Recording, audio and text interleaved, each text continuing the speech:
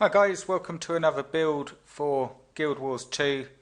It's been a while since I've done a build for Guild Wars 2, so I thought I'd do a leveling build for the Elementalist and carry on from where we've left off. You can check out my other videos for more builds and so on. But as I say, this is for the Elementalist, and I'll give you a rundown of the best weapons, or in this case weapon, some healings and utilities. Healing and utilities that you can use, and some traits as well, and why I've picked them. Obviously the Elementalist is quite a sort of advanced profession, if you will. You know, it's not the best one for beginners in my opinion, and you've also got no ability to switch weapons in combat, which doesn't make it a bad profession, but it's just a bit more advanced, and you'll have to use the best weapon for the situation you're in. The staff is the safest of all the weapons. You get good long range and heavy AoE skills, and you get good survivability as well. Daggers will give you good burst damage, but they're more risky, and scepters are basically fall somewhere in the middle. So I'll go through this build and you can see what you think. If you've got any questions you can ask below in the comments. But for our main hand weapon we're going to stick the staff on there.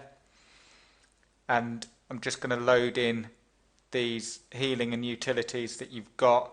Obviously with the Elementalist you've got fire attunement, water attunement, air attunement and earth attunement, which one of the strengths of this profession is that you can play, although with all the professions you can play in different styles, with the Elementalist especially because you can swap between like DPS attacks and support attacks using the different attunements here. Now I'll just load in the healing and utilities. Basically what you want here on your heal skills is Glyph of Elemental Harmony, and I'll go through why in a minute, why I'm picking all these skills. But if you just load that in, up here you want to go for Arcane Blast, and here you want to go for, there it is, Signet of Fire. On number 8 we're going to stick Arcane Power. On 9 we're going to go for Signet of Air, and on 0 we're going to pick an elite skill here, Glyph of Elementals, and then down here we're going to pick another elite skill, Tornado. Now I'll just give you some information about the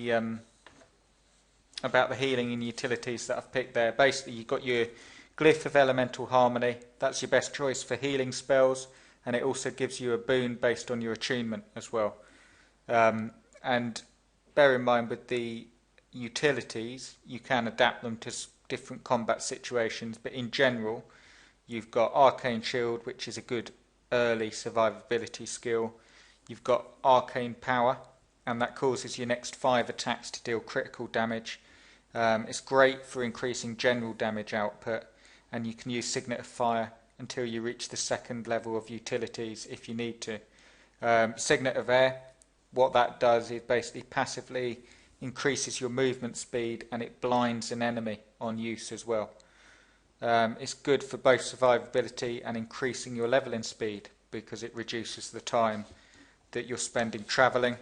And you've got the Glyph of Elementals.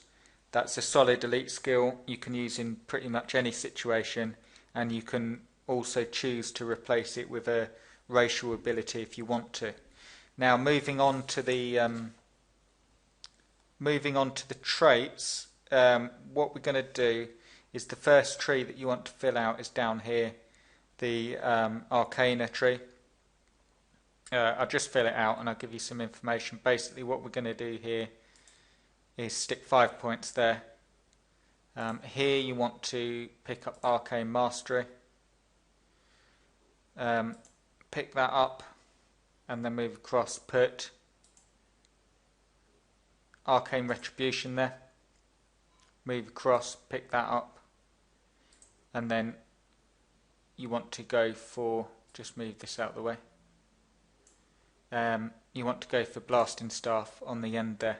Basically, Arcana, it increases your boon duration and it reduces the cooldown on changing attunements, and the effects basically that I've picked off the tree is some of the best in the entire set of the actual traits that you get.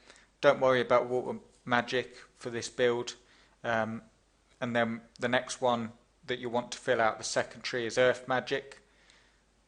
So I'll just put the skills on and then I'll tell you why. Okay, we're going to put Earth's Embrace there, and last one you want here is Written in Stone. Now the earth magic, basically the second tree we're filling out, what that does is increase your toughness and condition damage, and it will also help to mitigate your squishiness because the Elementalist is very squishy. Now what we're going to do, the last tree you're going to fill out is the fire magic, and what we're going to do, it will add power and condition duration and give you some useful damage effects as well to complement your utilities. So we're going to put that on there, and we're just going to pick up Burning Precision. So there you go. That is I understand it's a leveling build that basically you'd have to be level 80 to put all of these skills on, but what you can use it more, this is what you should be aiming for while you're leveling.